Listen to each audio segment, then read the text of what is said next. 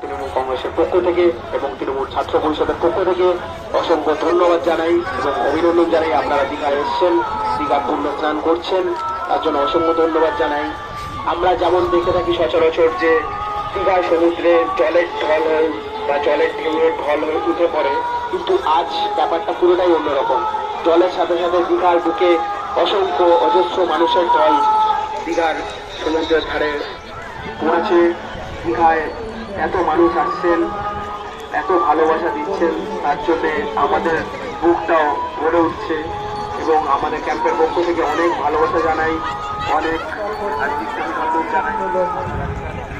আমাদের দলদান এবং অনেক আয়োজন করা হয়েছে।